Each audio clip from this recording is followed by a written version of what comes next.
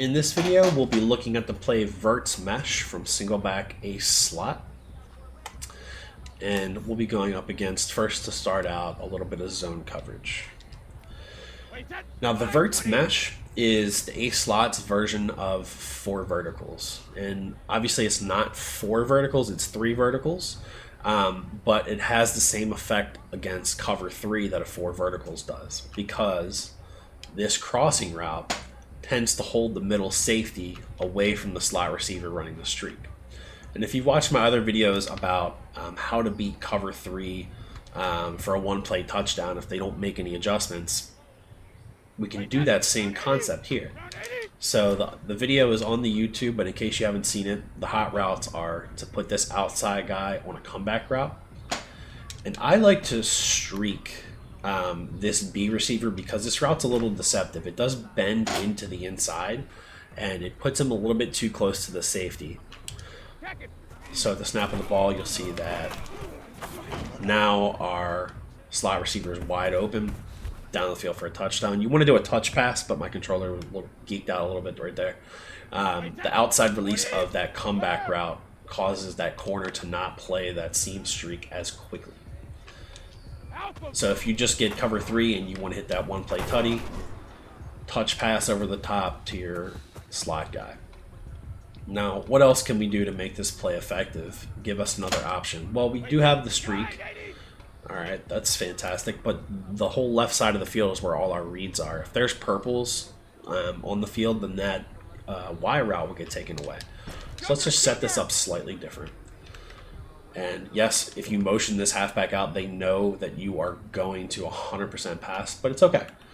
If you get a box like this and it doesn't look like they're blitzing, go ahead and motion them out. I like to motion the halfback out on this and put him on a smoke screen. Now, of course, we have the cover 3 beater. We have A. Now we have our smoke screen on this side. What it's going to force the defender to do is to play hard flats. And then when we play hard flats, we have several different options, okay? Now our smoke screen and our drag are going to be taken away, but we have our slot streak, which what people will do to take away the slot streak typically is they will put this outside corner into a deep half. But now that there's hard flats on the field, we can either throw to Y or X. Y on the deep comeback route, or excuse me, X on the deep comeback route, and Y as he crosses the middle of the field. And I'll just show you what that looks like. Let me get my guy out of the way. So hard flats are on the field as he passes that linebacker. Boom. If you decide, hey, I really don't feel comfortable with motioning my halfback out, well, there's another option that you can do as long as you're on this left hash. And actually, technically, it doesn't really have to be the left hash. Let's just, I'll just show the example on this left hash for this particular one. And it's not showing my hot routes because I think this game's broken. Let's just go ahead and snap real quick.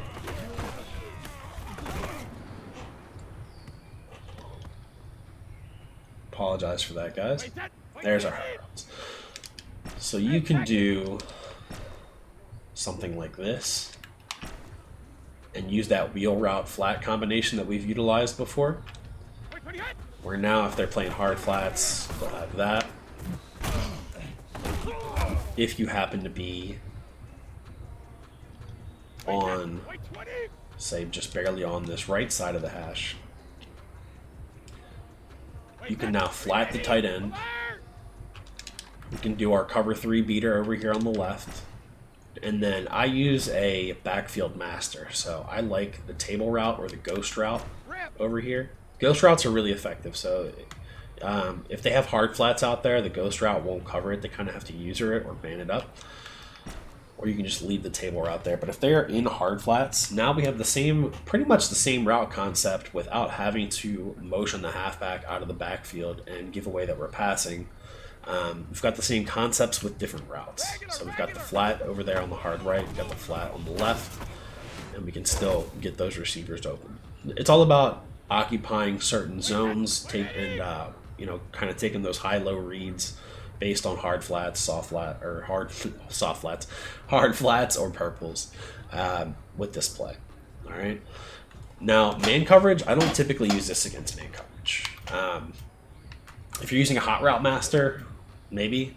There's really just, I just don't feel like there's really much of a point unless you have like a really good route running tight end that'll get open. You can put him on a corner route, and by him I mean the slot receiver, and then motion him over. But they're going to end up being near in the same spot. This is just not something I typically use against man coverage. It's more of a zone beating play. It's got those vertical routes that will really pull the zones out of the way, and you can kind of do some damage underneath. So if you do want to use this against man coverage, by all means, you can. Excuse me, let me go to man coverage real quick. I'm going to take away this deep safety, put him on a spy real quick. This receiver on the far left, this X route, that actually usually gets an outside release. So say maybe I want to do some kind of route concept like this. An outside release, and then I take a shot deep. If you have an outside, or excuse me, a deep out elite in one-on-one coverage, you get some glitching animations as long as you click on and hold the Y button. But yeah, this is more of a zone coverage beating play. So just keep that in mind. If you see man coverage, you might want to audible out to one of our other plays.